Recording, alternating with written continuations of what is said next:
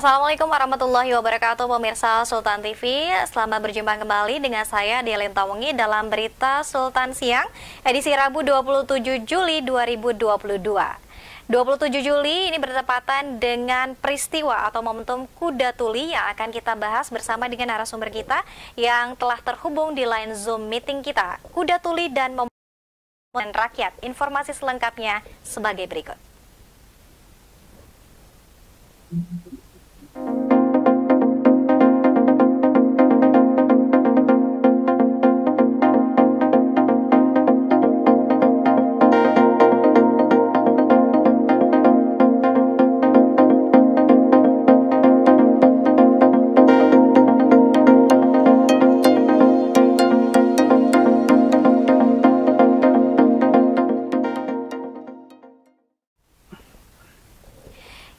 Pemirsa, pada 27 Juli, tepatnya pada tahun 1996, ini terdapat peristiwa Kuda Tuli atau ini ada kudeta 27 Juli atau biasa juga disebut sebagai peristiwa Sabtu Kelam, di mana pada saat itu kantor DPP Partai Demokrasi Indonesia atau PDI ini diduduki secara paksa oleh massa pendukung Suryadi sebagai yang disebut-sebut dari pemerintahan masa Orde Baru. Namun selain kita nanti akan bicara soal sejarah dari Kuda Tuli dan juga apa yang bisa kita ambil dan petik pelajaran dari momentum pada 27 Juli hari ini, dan tepat di hari ini Kuda Tuli ini sudah masuk ke peringatan ke-26 tahun. Telah terhubung dengan narasumber kita di siang hari ini akan membahas tema kita, yakni Bapak Dr. Ari Junaidi MSI selaku akademisi dan juga konsultan komunikasi. Assalamualaikum Bang Ari. Waalaikumsalam warahmatullahi wabarakatuh. Pak Lintang, selamat sore. Selamat sore Bang Ari, sehat hari ini? Sehat. Alhamdulillah. Hari ini sedang di Jakarta atau di mana Bang? Saya ada di Kendari, Sulawesi Tenggara. Oke, ini dalam satu agenda penting ya, Bang Ari ya? Sepertinya. Baik, Bang Ari, mungkin sebelum kita bicara soal apa pelajaran yang bisa kita petik dari Kuda Tuli ini, pemirsa juga perlu diingatkan kembali, karena mungkin masih banyak juga pemirsa dan juga masyarakat yang belum tahu ternyata pada tanggal 27 Juli 26 tahun silam ada satu kejadian yang mungkin bisa disebut sebagai kejadian yang cukup berdarah bagi Partai Demokrasi Indonesia pada saat itu. Silakan Bang Ari. Baik, saya akan mengingat kembali karena pada saat kejadian itu 26 tahun yang lalu saya menjadi wartawan di sebuah televisi swasta nasional, dan memang saya intens gitu ya, diminta oleh kantor untuk mengamati segala gerak dan perubahan yang terjadi di PDI. Waktu itu masih PDI ya namanya, belum PDIP, belum PDI Perjuangan. Saya masih ingat beberapa bulan sebelum 27 Juli tahun 96 itu kerap terjadi gitu ya,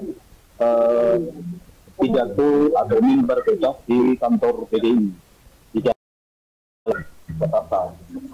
Nah, dalam mimbar bebas itu saya menemukan hal yang menarik gitu, karena pada saat itu kekuatan dari pemerintahan Soeharto itu sangat kuat, sangat keras gitu ya, tidak ada aksi-aksi dari perlawanan demokrasi yang muncul. Nah, ketika ada mimbar bebas, kita disuguhkan dengan orasi-orasi dari tokoh-tokoh politik yang memang dianggap berseberangan dengan Soeharto. Bisa dianggap tabu ya, ketika tahun 96 itu orang bisa memaki-maki Soeharto, mengkritik kebijakannya, dan itu sangat jarang. Yang bahkan pada saat itu ada adagio, jangankan orang berteriak gitu ya, kucing berteriak atau cecak berbunyi aja bisa ditangkap oleh tentara ketika itu. Nah, aksi itu makin membesar, dan pada puncaknya pemerintahan Soeharto dengan tentara tentunya ingin mengambil alih kantor PDI. Dan betul, ketika tanggal 27 kita sudah paham gitu ya, bahwa berhari sebelumnya memang ada indikasi kantor PDI akan direbut. Sehingga banyak satgas, banyak simpatisan, banyak relawan yang berjaga-jaga di depan kantor PDI di Jalan Diponegoro, termasuk wartawan.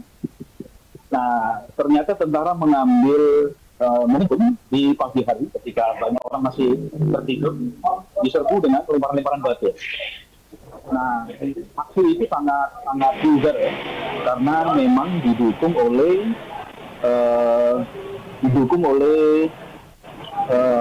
tentara yang menggunakan seragam kaos hitam-hitam.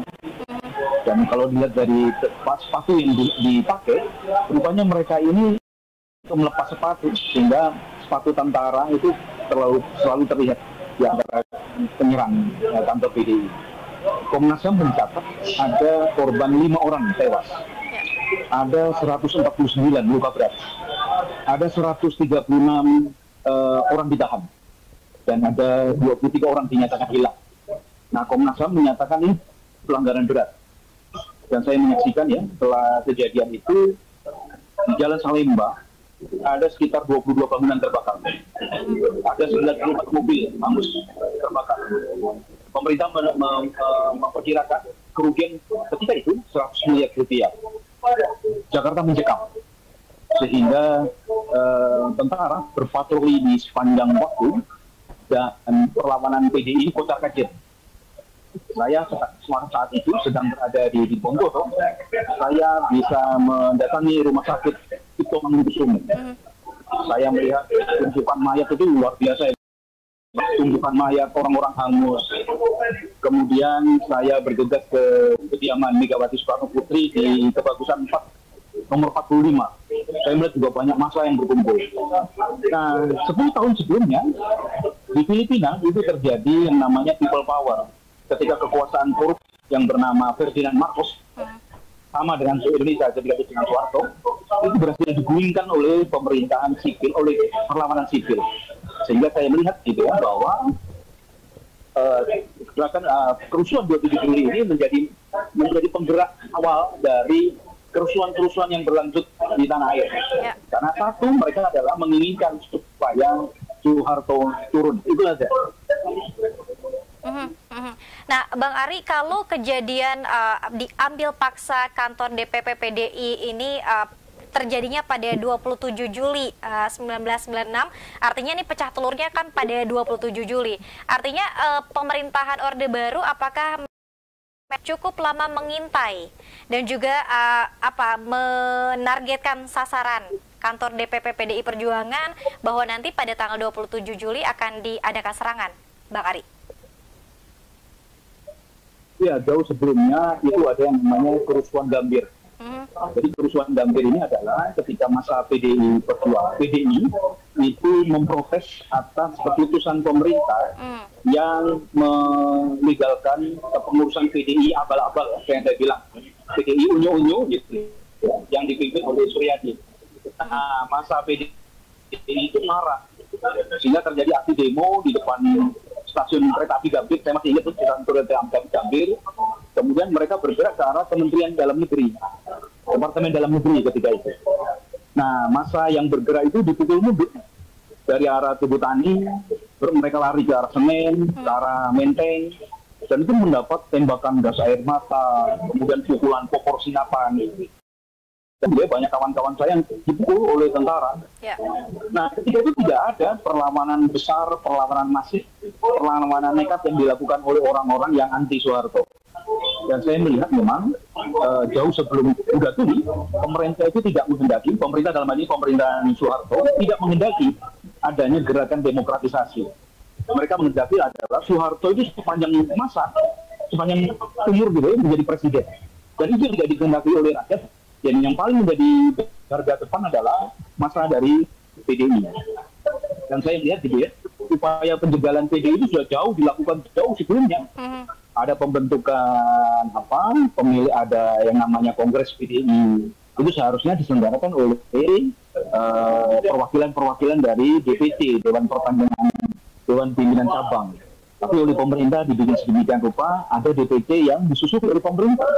Dan itu kejadian di Surabaya tahun 93, ketika pemerintah PDI itu harus dipimpin oleh Budi Harjono. Sementara akar rumput menghendaki Megawati. Ya, proses penjegalan Megawati itu sangat intens ya dilakukan ya. Karena pada belum ada perlawanan tokoh-tokoh sipil terhadap pemerintahan Soeharto. Ini belum berani ya. Nah, Megawati itu menjadi penggerak demokrasi agar rakyat bisa mengkritik kebijakan-kebijakan tersebut. Dan menurut saya, titik kulminasi perjuangan awal dari reformasi itu adalah kerusuhan 27 Juli. Sehingga Soeharto berpikir ulang bahwa kekuasaan tidak akan langgeng. Itu menurut saya menjadi poin penting gitu ya, dalam peringatan kerusuhan 27 Juli saat ini. Baik. Nah, Bang Ari tadi juga menyebutkan ada yang tewas, kemudian juga luka-luka, bahkan juga ini dirilis dari data Komnas HAM, ini ada juga yang hilang ya, Bang Ari. Bagaimana kemudian setelah pasca Kuda Tuli ini, apakah peristiwa ini kemudian masih di follow up? Yang hilang ini secara terang benderang ditemukan atau seperti apa, Bang Ari? Hingga sekarang rekomendasi Komnas HAM bahwa kerusuhan 27 Juli itu merupakan kategori pelanggaran HAM berat. Tetapi hingga sekarang kasus ini tidak selesai. Jadi era berganti pemerintahan gitu ya. Kasus 27 Juli masih mengambang. Oleh karena itu saya secara pribadi gitu ya, membuat tulisan setiap tahunnya karena saya intens meliput kejadian ini. Setiap era berganti, kasus 27 Juli dilupakan. Siapapun presidennya. Nah, uniknya di politik nasional kita, orang yang dulu menjadi musuh oleh PDI, ketika pemerintah berganti, mereka lah yang duduk di pemerintahan. Sehingga sangat sulit gitu ya, menyelesaikan kasus Kuda Tuli sepanjang orang-orang yang terlibat itu masih bercokol di dalam pemerintahan. Oleh karena itu ya, jangankan kerusuhan 27 Juli gitu, kerusuhan besar, pelanggaran HAM berat pun juga menjadi sulit untuk ditingkatkan oleh Komnas HAM. Saya jadi ternyuh gitu, bahwa korban-korban itu dilupakan. Nah, saya berharap peringatan 26 tahun ini menjadi pengingat sejarah. Bukankah Bung Karno pernah berkata, jas merah, jangan sekali-kali melupakan sejarah. Bolehlah dibilang gitu ya, jumlah korban kecil. Tapi dalam pelanggaran HAM, satu nyawa pun sangat berarti. Jadi karena itu menjadi PR besar bahwa Kuda Tuli ini jangan dilupakan. Harusnya menjadi revitalisasi sejarah. Mereka lah yang menjadi pengorban jiwa itu tegaknya demokrasi. Saya nggak ngebayangkan gitu kalau Kuda Tuli nggak terjadi, mungkin Soeharto akan tetap kita seperti Sri Lanka. Nah, jatuhnya pemerintahan Raja Paksa di Gota Paksa di Sri Lanka kemarin seharusnya menjadi warning bagi kita semua bahwa pemerintahan yang terlalu otoriter itu pasti akan mendapat perlawanan dari rakyat. Oke. Bang Ari, mungkin sama seperti kita ketahui dan barangkali kalau misalnya memang ini masih banyak masyarakat yang juga belum tahu terkait dengan peristiwa Kuda Tuli ini. Sampai saat ini juga mungkin pemerintahan seperti cenderung menutup-nutupi peristiwa ini dan kemudian tidak mau diingat-ingat. Bahkan ada juga tulisan yang meminta dan juga menuntut tokoh-tokoh intelektual juga dibuka, Bang Ari. Bagaimana tanggapannya? Ya, yang jelas yang tidak menghendaki kekuatan demokrasi tumbuh di tahun 96 itu pemerintahan Soeharto. Dan yang mengendalikan keamanan adalah tentara-tentara yang sekarang ini sudah pensiun semua ya. Tapi yang jelas kasus ini seperti api jauh dari panggangnya gitu ya. Bahwa Kuda Tuli itu selalu dilupakan. Padahal menurut saya Kuda Tuli itu adalah awal dari bergeraknya reformasi, tuntutan mahasiswa, tuntutan rakyat supaya pemerintahan yang zalim, otoriter, dan korup itu diakhiri. Sepanjang tidak ada keinginan dari pemerintah untuk menyelesaikan kasus ini, saya rasa kasus Kuda Tuli sama seperti dengan pelanggaran HAM berat lain akan dilupakan. Dan yang menjadi korban adalah rakyat kecil yang tidak bersalah sebetulnya. Itu yang menjadi harapan saya, concern saya sebagai saksi mata kejadian 27 ini. Apa yang menyebabkan pemerintah masih tampak sulit dalam tanda kutip untuk membuka kasus Kuda Tuli? Berlarut-larut 26 tahun, bahkan pemerintahannya sudah bukan Soeharto saat ini, Bang Ari. Iya, Soeharto boleh sudah tidak ada gitu ya.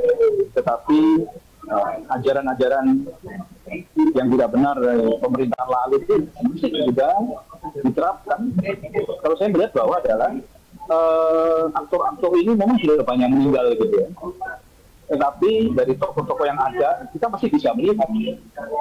Ada Sutioso masih hidup, bekas Pangdam Jaya, ada Kasdam Jaya, Susilo Bambang Yudhoyono SBY juga masih hidup.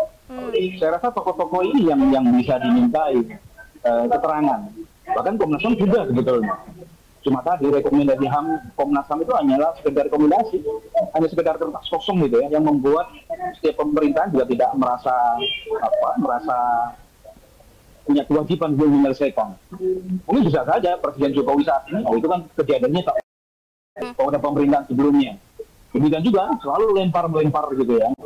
Tapi oke lah gitu ya, jika Kuda Tuli ini memang dilupakan. Tapi saya berharap gitu ya, semangat dari pengorbanan para martir demokrasi ini yang harus menjadi elang bagi perjuangan kita saat ini.